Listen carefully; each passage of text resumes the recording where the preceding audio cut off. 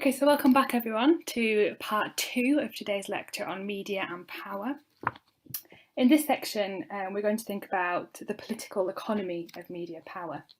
And we're going to build on those Marxist theories that we saw in part 1 and start applying these specifically to media culture, which, as we said, Marx actually wasn't that concerned about, but his ideas have been taken up by media theorists. So what is the political economy of media? According to Long and Wall, they say the term political economy is associated with thinkers such as John Locke, Adam Smith, and later Karl Marx, and in essence concerns the nature of production and the wider social conditions under which this takes place. It emerged as a term in the 18th century, as a label for the study of new market relations that emerged in the modern age, namely the buying and selling of things in relation to the means of production, organisation and cost of those things. It relates to questions about where economic value lies and where it is generated, whether in the ownership of things, for instance, or in the skills and availability of the workforce. So the political economy approach encompasses an exploration of the market conditions of media businesses and how these media businesses seek to generate profit and reduce costs, and what are the consequences of those decisions. This leads us to consider questions about the meanings that are produced under these strategies and how these kind of business objectives impact upon what we expect and what we get from the media. Therefore, political economy approaches, when we think about this in terms of media, wants to investigate the conditions under which media institutions and organisations are formed and under which they work, as well as the incentives and the constraints under which they operate. So to put it really simply, we're concerned with who is making the media, what their interests are, what are the economics of that media production, why do they produce particular texts and not others, what profit are they seeking, who is getting that profit, who benefits from the production of media texts and who doesn't, and who pays for media at the point of production. What is the primary commodity of this medium, and how do consumers pay for this commodity and for the different economic activities of media? So all media organisations are businesses involved in a commercial sphere of exchange, income generation and profit and loss. All media costs money to maintain, and so does programming, and we all have to get income from somewhere in order to sustain these businesses. So we need to think about the economics of that environment in which these organisations operate and how these different forms of organisation will respond, and what the implications of this might be for what we see in our media. So media producers create things that are economically viable to that company. Outputs cost money to produce, of course, and in turn they're used to create revenue for the companies that produce them. So even the BBC, which as we know is publicly funded, generates billions of pounds of income in its commercial operations through the sales of its content and its services. And if you do Tracy Jensen's television module this year, you will learn a bit more about how the BBC might run. Revenue from the media typically comes from two sources, although there will of course be others to kind of add to this. The first is directly from the consumers, so some form of payment for something in return. So that might be a newspaper, a physical copy of a newspaper, or a subscription for a broadcast programme or web access, so subscription to Netflix. In return you get access to the content. And the second is by selling some of the space in that physical media space to advertisers who want to communicate something with your audience. So that might happen on a commercial radio, television, websites, newspapers, where they will sell advertising space as a form of making revenue. So by mapping these connections between the media text and its economic interests, we can map the political economy of media text. And to do that, we need to put it quite bluntly, this approach of follow the money. So think about where money is coming from and where they're getting it from and how they're producing it. So one really interesting example of this is the Daily Telegraph, and their business deals with the bank HSBC. So HSBC were paying the Telegraph for advertising space in the paper. The Daily Telegraph's former chief political commentator, Peter Oborne, claimed that the paper deliberately suppressed stories about HSBC. And these stories were that it's the Swiss part of its business were helping wealthy customers dodge tax and conceal millions of dollars in assets. And he said that they suppressed these stories because they were concerned about retaining the advertising account with the bank. So in this list of people who were kind of illegally holding these accounts in Switzerland included donors to the Conservative Party, peers in the House of Lords, high-profile MPs. And Peter Oborne said that finding out about this was, it was in the public interest. This should have been published by the paper. And he said that his report on this and others had been rejected from publication by the paper because its owners were more interested in retaining the advertising deal with the bank. Because they essentially thought, if we publish this, HSBC will no longer want to have this advertising deal with us. So they were more interested in this than with critical journalism. And Oborne said there are great issues here. They go to the heart of our democracy and can no longer be ignored. So he was drawing attention to the ways in which economic interests, specifically the economic interests of a small wealthy elite, are prioritised over the freedom of the press and people's right to know the truth about these institutions.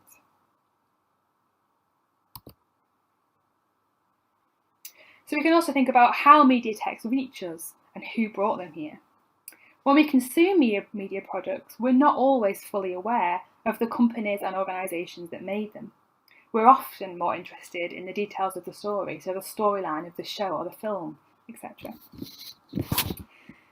There are often clues as to who or what, if we're thinking about an institution, produced any media product, and the most obvious is probably the title and credit sequences of the TV programmes or films, and you can see a selection here that I've put up. So this gives us a kind of a clue and gives us lists of the personnel and the companies involved in the production of a media product. But actually there's often a substantial number of different media companies involved in the production of all media products, and it's not always clear, and this isn't always made obvious to us. So we might have freelancers working to create different products, small companies joining a bigger company to do this. And then there's other organisations that have existed for centuries and that we know by sight, like those logos you can see on screen now. In some cases, media organisations are very local to us, or in others, people all over the world produce aspects of the same programme or the website or the song, etc. So that's why it's important to not just take for granted where media texts come from, but to consider the economic and political values behind them.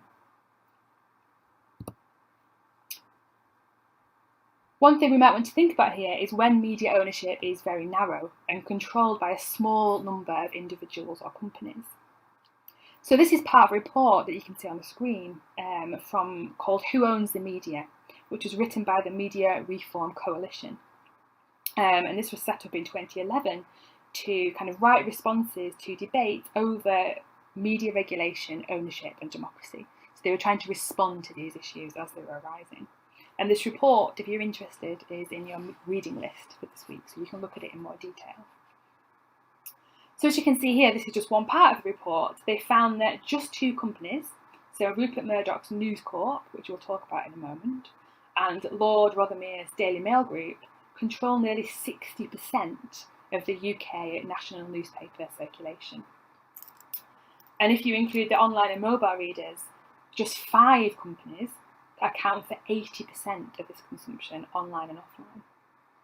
So if you think about that, that's actually quite an astonishing imbalance of power and influence, and it raises questions about what position our media consumption comes from and how this might be affecting what we get access to and what we don't.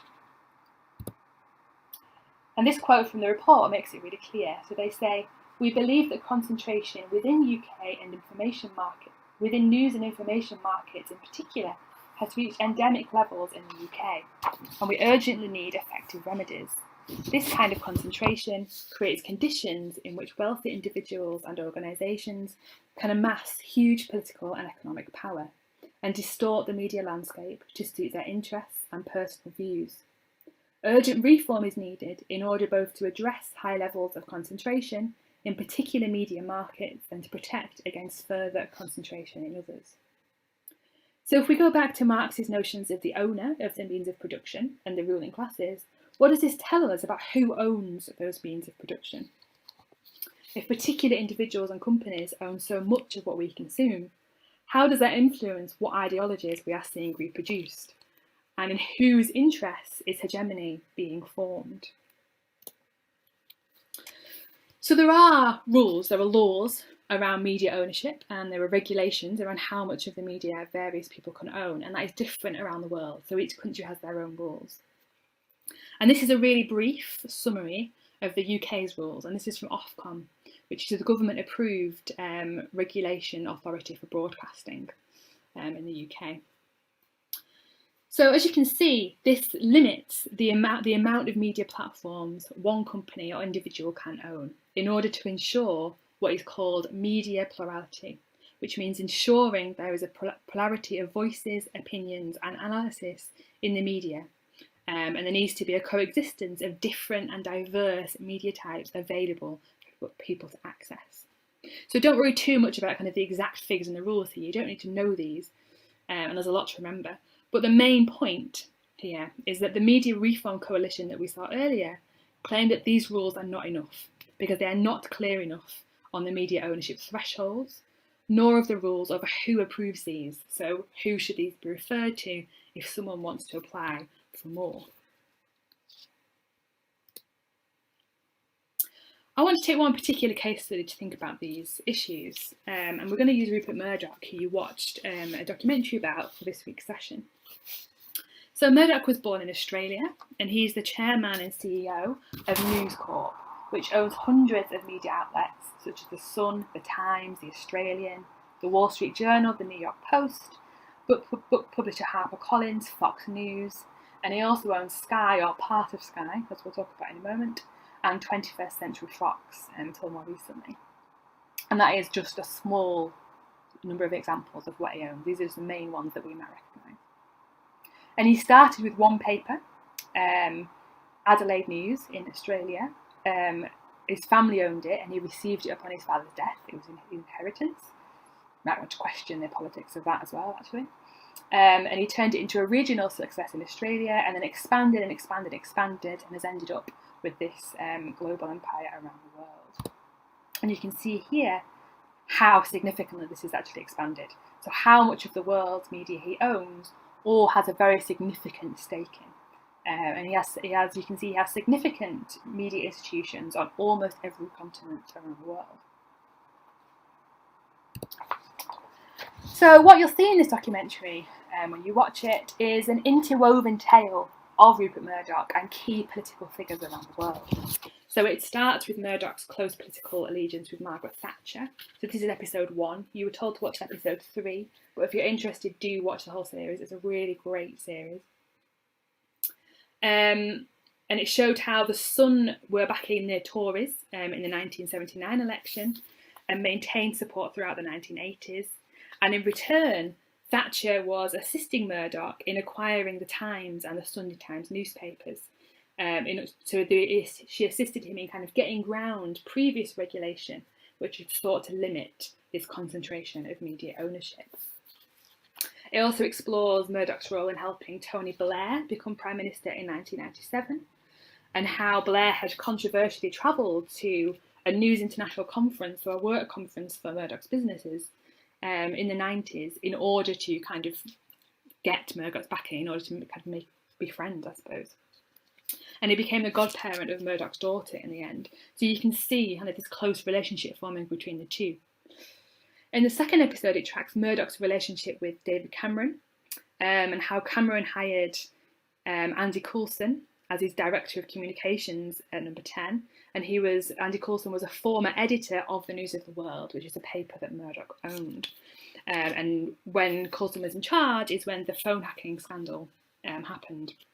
So the phone hacking scandal was when it was discovered that the News of the World were hacking the voicemails of celebrities and politicians and people of interest in order to get kind of exclusive news about them, which is illegal. So there was kind of a huge public inquiry into this, and the paper was eventually closed down because of it. And Coulson was in charge of that, and then went into working for David Cameron. And the concluding episode, The Comeback, which is the one you watched, looked at the role played by Murdoch in Brexit in the UK and the votes for Donald Trump in the US. So we can see here that Friedman is discussing Murdoch and those like him as media moguls, who he says is part of the social elite of privileged individuals.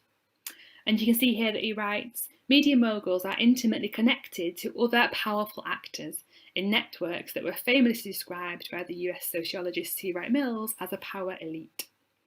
This refers to a small group of people who occupy commanding positions across the economy, politics, culture, and authority, and who impose their worldviews and everyday regimes on those who lack elite power.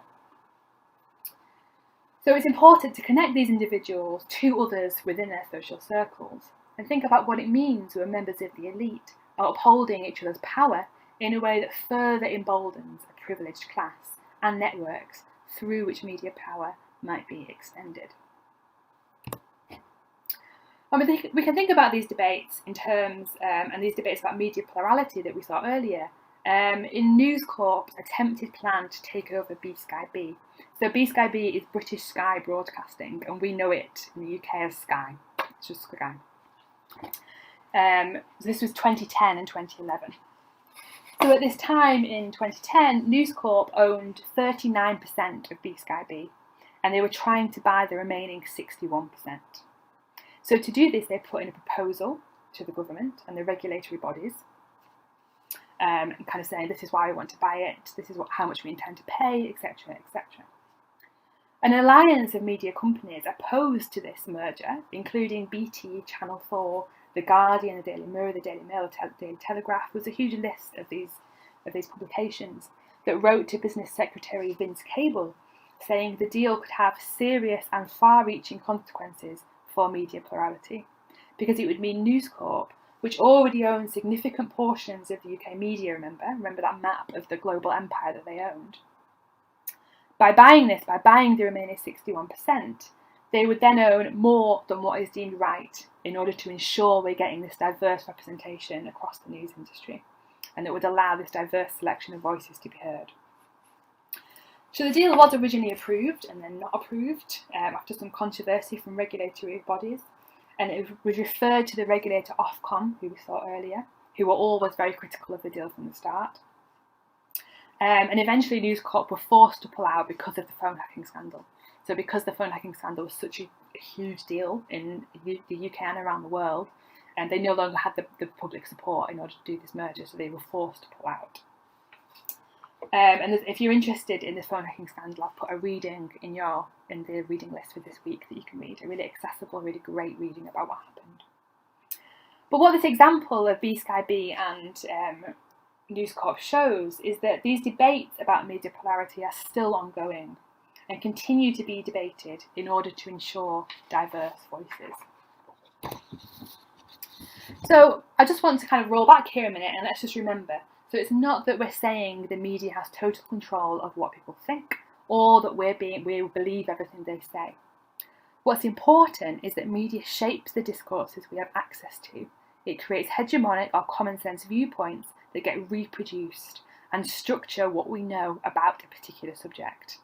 So as this really nice meme kind of nicely summarises, the media has the opportunity to represent things in a particular way that feed into and reproduce existing social ideologies and only work to make them more forceful. So we might want to ask, is this changing? When he was asked about the ownership of media outlets, in 2011, Rupert Murdoch said, "Haven't you heard of the internet? No one controls the media or will ever again." But actually, despite this claim, the internet is not going to stop, or at least isn't at the moment. isn't it going to stop the build-up of media power, as similar patterns of concentrated ownership are now being replicated online? So, for example, 5 groups account for more than 70% of online news consumption, and the BBC and a few other brands dominate the UK online news market, according to Reuters Institute for the Study of Journalism. Increasingly, we can see monopolies who are getting firmly entrenched in the online world. So Amazon for ebooks, Google for searching, and Google has even become a verb. I'm going to go and Google something. That's how entrenched it is in our imaginaries of the internet. Facebook for socialising, although we might also want to think about Twitter and these other platforms and so on. So Facebook has 2.5 billion users around the world, which is obviously a huge population of the world that is using this one platform controlled by one company. And Facebook has expanded far beyond its original social networking platform since it was founded all those years ago. So its products also include messenger services, photo and video sharing, augmented reality, and all these kind of other apps and services that we associate with them. And they've also bought other big companies. So Instagram and WhatsApp is owned by the Facebook brand, which also have millions of online users and structure our main social media and connecting apps. So what does this mean for media ownership? Does this complicate the means of production and the ruling classes, considering we are both consumers and producers on this app, because we consume and create that content? So think back to MCS 101 when you thought about being a prosumer. What does it mean when we're not just consuming something, when we're actually creating the media content ourselves? Does this shift our ideas of media ownership, or actually is it exactly the same anyway, because they still own it? What about the creation of algorithms which highlight particular content to us? So we might think about fake news, or we might think about filter bubbles. What does this mean when we think about media ownership? And these are bigger questions that we can discuss in seminars. Let's just return to Stuart Hall quickly. So he says, the analysis of media ownership and control is not a sufficient explanation of the way the ideological universe is structured, but it is a necessary starting point. It gives the whole machinery of representation its fundamental orientation in the value system of property and profit. So this analysis is not to say that by understanding who owns the media we can understand everything about it. As we saw last week when Helen discussed with you this circuit of culture, actually there's a lot of different factors going into how we experience and understand our media text. But who owns the media is a very important starting point in order to consider these ideas. I just want to list these kind of last caveats here before we kind of move on. So this does not necessarily, might do sometimes, but doesn't necessarily mean media company owners micromanage all their content. So Murdoch does not necessarily design everything that his platforms discuss. There are editors and other managers who do this. So we can't say for sure that everything the Murdoch company produces is his viewpoint, but we do know that he is in charge of that, and we know that his viewpoint can influence what is happening on those screens. We just have to be careful to make that distinction, to not assume that we're kind of assuming he's creating all these different things directly. It also doesn't mean that everyone believes everything that Murdoch says. So like we said in part 1, we as the audience engage with the text and are active in our consent or our rejection. We might consent to some things but not others. We might not agree with any of it, but we might do nothing to challenge it, actually. We might make counter-representations and attempt to directly oppose the ideology and hegemony. And all of this is up for constant negotiation, so this is constantly moving. We can't ever take this as fixed. It's something that is always in flux.